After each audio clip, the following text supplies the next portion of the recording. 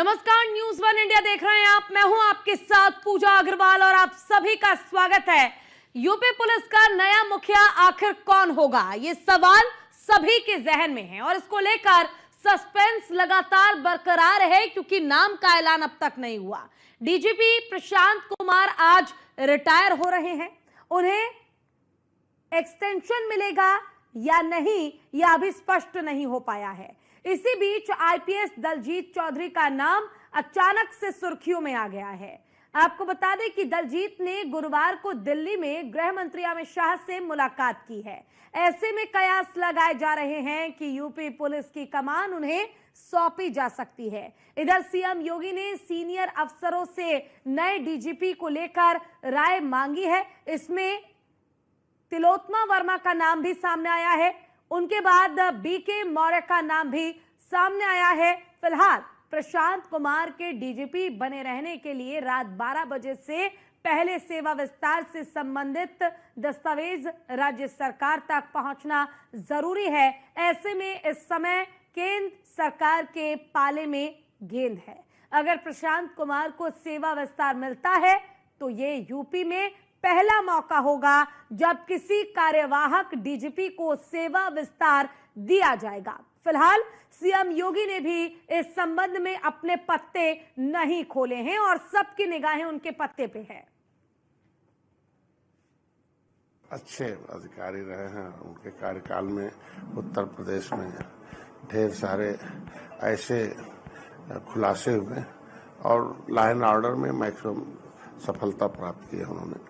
और अनुभवी अधिकारी की आवश्यकता होती है और अगर अनुभवी अधिकारी नहीं रहता है तो उसको अनुभव लेने में, सीखने में टाइम लगता है। तो ऐसे अनुभवी अधिकारियों के उत्तर प्रदेश की जरूरत है जो आगे उनसे काम लिया जा सके। परमानेंट और अनुभव, यहाँ अनुभव की आवश्यकता है, न कि किसी सिस्टम की। भारत उत्तर प्रदेश को सुरक्षा की आवश्यकता है, सम्मान की जरूरत है, समृद्धि की जरूरत है। तो यहाँ अनुभव की आवश्यकता है, तो अनुभव के आधार पर लोगों को बढ़ाए जाते हैं और जब उस तरह का अनुभवी व्यक्ति मिल जाएगा तो उसे परमानेंट भी किया जा सकता है। अच्छे तो देखिए 1990 बैच के आईपीएस अधिकारी हैं दलजीत चौधरी, जिनके नाम की चर्चा लगातार की जा रही है और ये नाम अब सुर्खियों में है। इस समय फिलहाल बीएसएफ में डीजी पद पर तैनात है दलजीत चौधरी, जो कि डीजीपी यूपी के बनाए जा सकते हैं प्रशांत कुमार के बाद। अमित शाह के काफी करीबी अफसरों में गिने जाते हैं दलजीत चौधरी। अमित शाह से इनकी मुलाकात भी हुई है, इसलिए नाम की चर्चा और ज्यादा तेज हो गई है। डीजीपी के लिए प्रबल दावेदार माना जा रहा है दलजीत चौधरी का ये चेहरा। तो देखिए फिलहाल उत्तर प्रदेश के नए डीजीपी के तौर पर अगर हम बात करें तो वीके मौर्य भी रेस में 1990 बैच के आईपीएस अधिकारी हैं वीके मौर्य, और इनके नाम की भी चर्चा की जा रही है। डीजी होमगार्ड के पद पर तैनात है बीके मौर्य। इसी साल जुलाई में रिटायर हो रहे हैं बीके मौर्य। योगी सरकार में पहले एडीजी रेलवे बने थे बीके मौर्य। यूपी डीजीपी की रेस में इनका नाम भी शामिल है और इनके नाम पर भी मोहर लग सकती है। 1990 बैच के आईपीएस अधिकारी हैं। वहीं तिलोत्तमा वर्मा महिला अधिकारी 1990 बैच की आईपीएस अधिकारी है, महिला चेहरा है सरकार के पास। डीजीपी प्रशिक्षण के पद पर तैनात है तिलोत्तमा वर्मा। इनके नाम की भी चर्चा की जा रही है कि इन्हें भी उत्तर प्रदेश का हो सकता है कि डीजीपी बना दिया जाए। डीजीपी की रेस में एकमात्र महिला उम्मीदवार है और आप जानते ही हैं कि बीजेपी महिलाओं को कितनी प्राथमिकता दे रही है। महिलाओं को सशक्त करने के लिए लगातार महिलाओं को आगे बढ़ाया जा रहा है। लंबे समय तक सीबीआई में कार्यरत रही हैं तिलोत्तमा वर्मा। प्रशासनिक अनुभव और महिला सुरक्षा की गहरी समझ रखती हैं तिलोत्तमा वर्मा। डीजीपी बनी तो एक ऐतिहासिक कदम होगा और यह बहुत बड़ा फैसला हो सकता है बीजेपी का।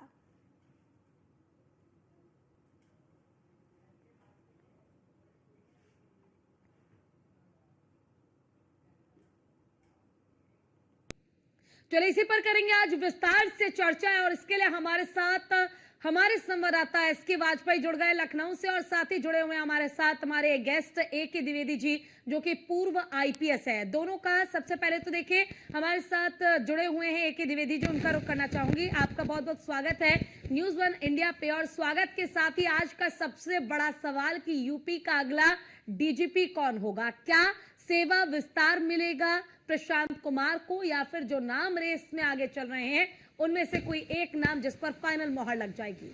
क्या लगता है?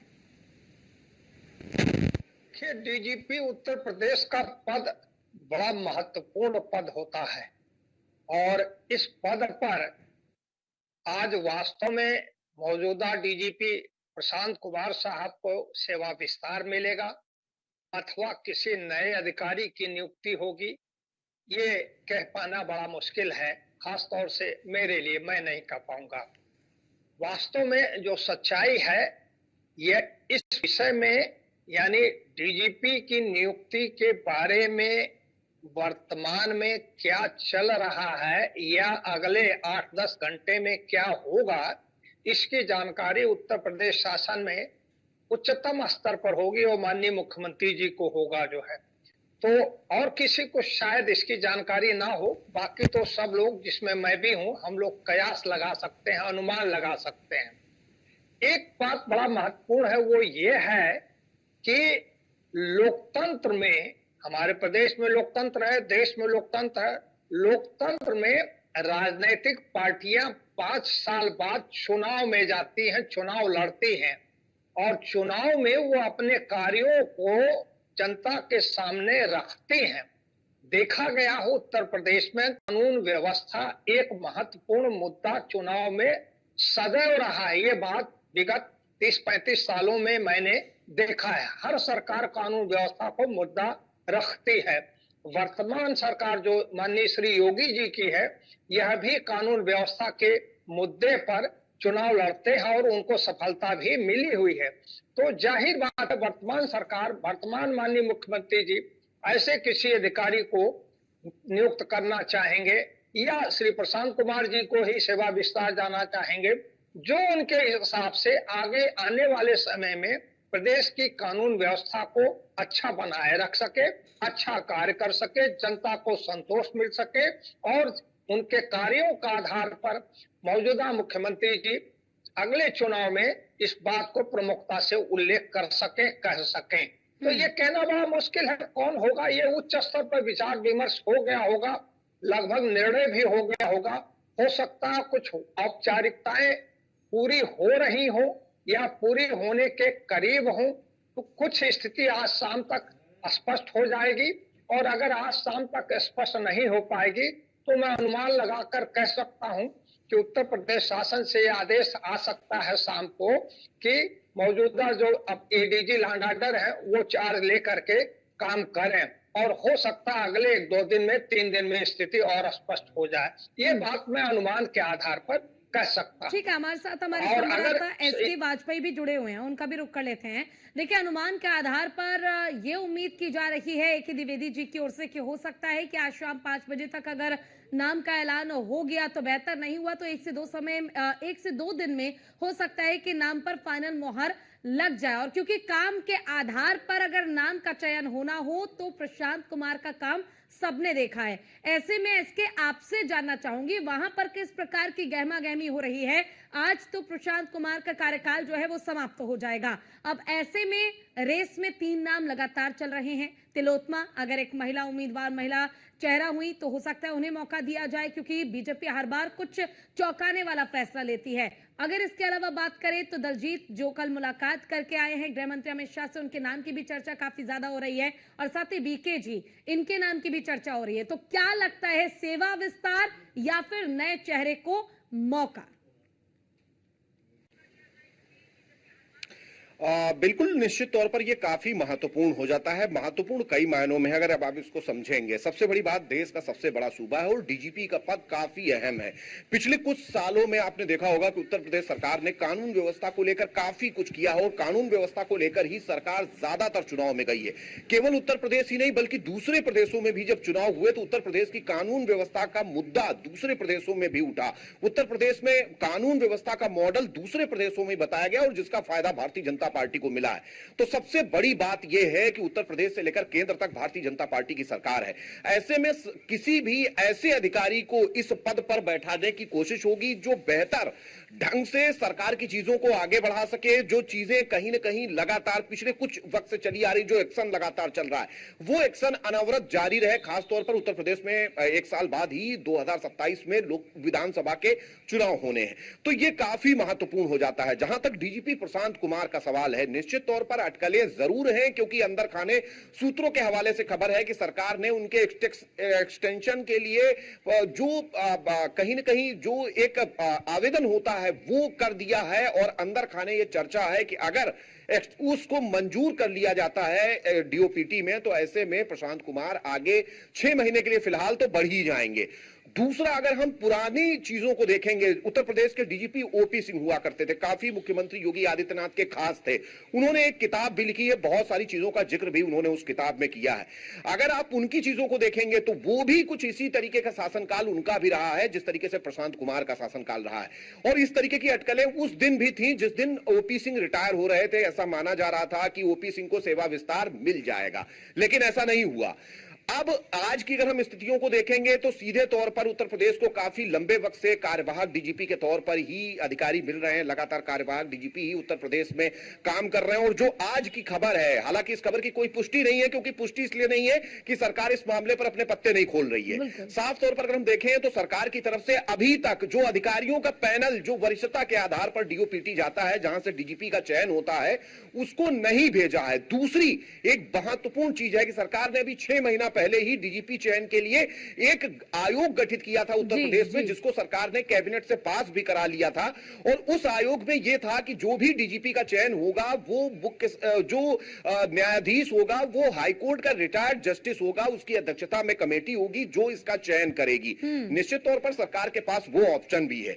अच्छा, अगर हम इसके पहले भी अगर हम देखेंगे तो पहले भी जब डीजीपी रिटायर हुए हैं तो जाहिर सी बात है या तो किसी वरिष्ठ अधिकारी को या फिर एडीजी एलओ को उत्तर प्रदेश में चार्ज पहले भी दिए जाते रहे हैं।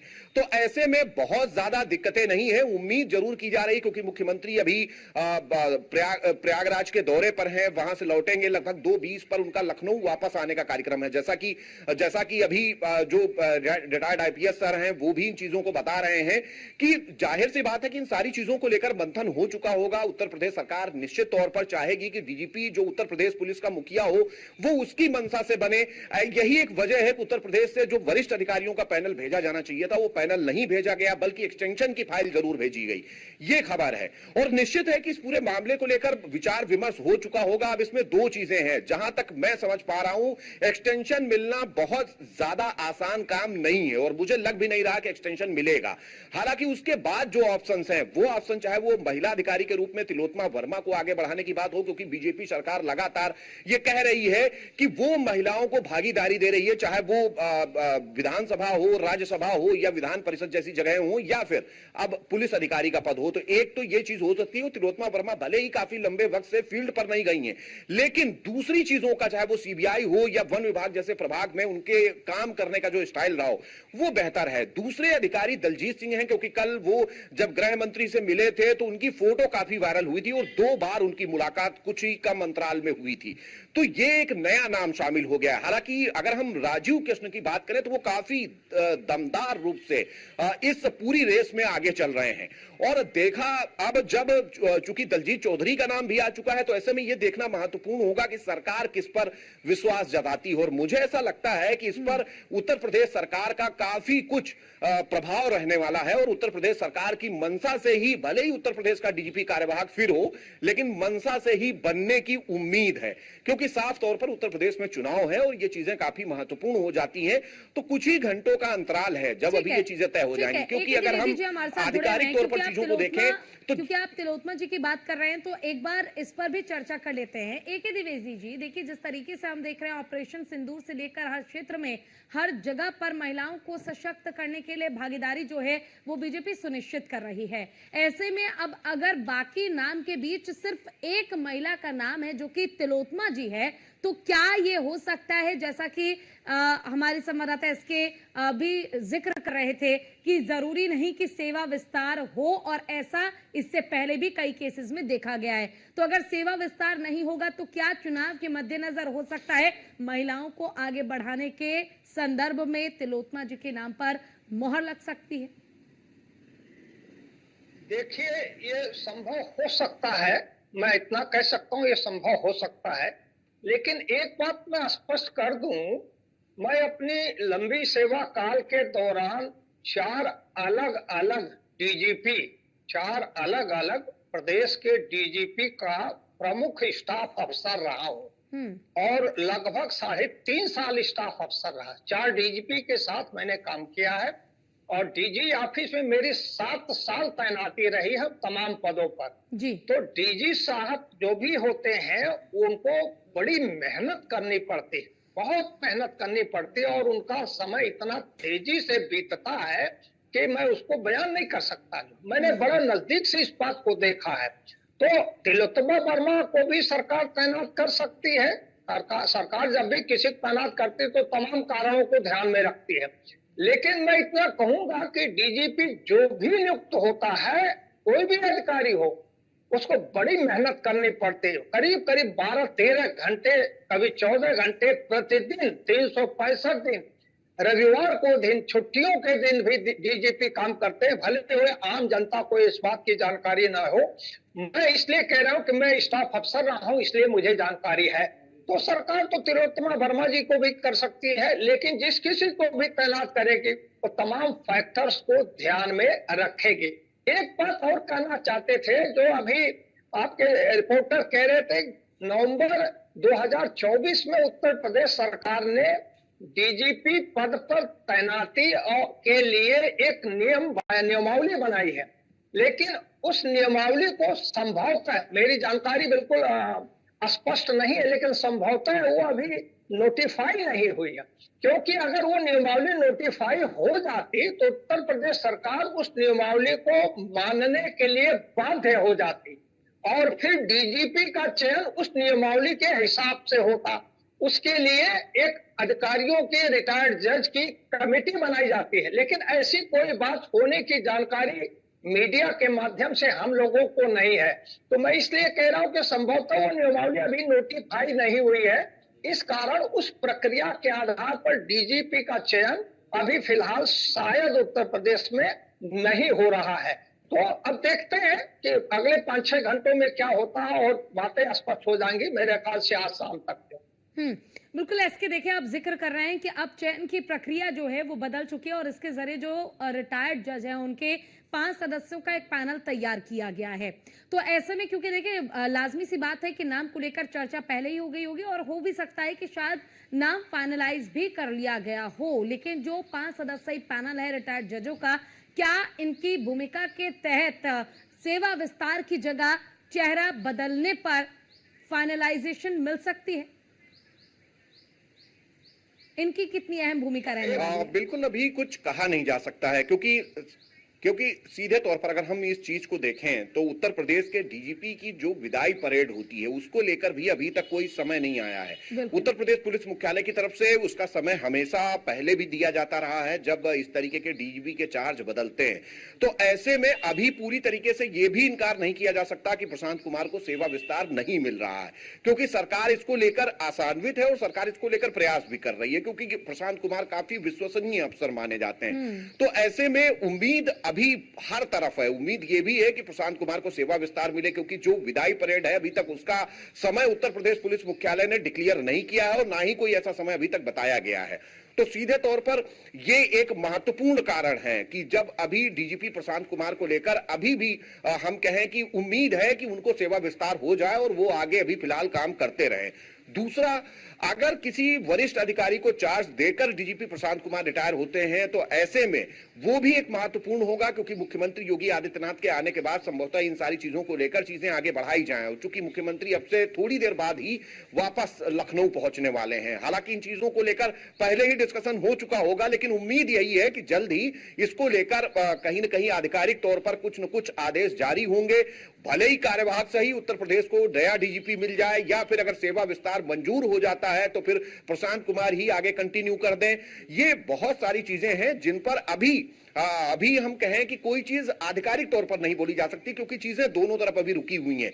ना तो केंद्र ने किसी को नामित किया है, पहली चीज, और दूसरी चीज प्रशांत कुमार की जो विदाई परेड है ना तो उसका कोई समय आया है। तो ऐसे में जब कुछ ही घंटे बचे हों तो निश्चित है कि संभावनाएं दोनों तरफ हैं। अब देखना यह है कि किस संभावना पर ज्यादा बल मिलता है और उस संभावना के तहत या तो सेवा विस्तार होता है या फिर किसी वरिष्ठ अधिकारी की तैनाती भले ही कार्यवाहक सही और नए डीजीपी के रूप में उत्तर प्रदेश में कर दी जाती है। बिल्कुल, देखिए AK द्विवेदी जी, बड़ा ही सस्पेंसिव मूवमेंट है जिस दौरान हम देख रहे हैं कि डीजीपी को लेकर ना तो नाम फाइनलाइज हो रहा है, नाम फाइनलाइज होने के साथ ही जो रिटायरमेंट के तौर पर प्रोग्राम होगा वो भी अभी तक तय नहीं हो पाया है। इसके अलावा नाम रेस में कई सारे चल रहे हैं लेकिन किसी नाम पर फाइनल मोहर नहीं लगी है। ऐसे में क्या ये भी एक तरीका हो सकता है कि कार्यवाहक के तौर पर डीजीपी प्रशांत कुमार को ही फिर से मौका दिया जाए और कुछ समय बाद उनके नाम पर ही फाइनल मोहर लगा दी जाए? नहीं, कार्यवाहक के रूप में प्रशांत कुमार जी को जिम्मेदारी आगे उत्तर प्रदेश सरकार नहीं कर सकती है। उसके लिए केंद्र सरकार की सहमति आवश्यक है, उसका अनुमोदन आवश्यक है। तो अगर कार्यवाहक डीजीपी बनाना होगा तो किसी भी अधिकारी को सामान्यतया जो देखा गया एडीजी लैंड ऑर्डर को ही कार्यवाहक डीजीपी के रूप में कार्य करने को कह दिया जाता। वो रहते एडीजी है लेकिन डीजीपी के कार्यों को अगले कुछ समय के लिए, थोड़े समय के लिए वो करते हैं, लेकिन इसके लिए गवर्नमेंट से आदेश होता है। और अगर गवर्नमेंट चाहती है कि डीजी लैंड ऑर्डर के अलावा कोई और सीनियर अफसर कार्यवाहक डीजीपी हो तो उसके लिए अलग से आदेश गवर्नमेंट से होता है। लेकिन प्रशांत कुमार जी आज के बाद अगर इनको सेवा विस्तार नहीं मिलता तो कार्यवाहक के रूप में कार्य नहीं कर पाएंगे, ऐसे नियम है। चलिए ठीक है, आप दोनों का बहुत बहुत शुक्रिया। साथ ही AK द्विवेदी जी, आपका खास शुक्रिया कि आप हमारे साथ जुड़े, अपना कीमती समय आपने दिया, और SK आपका भी बहुत बहुत शुक्रिया। फिलहाल के लिए बस इतना ही। नमस्कार।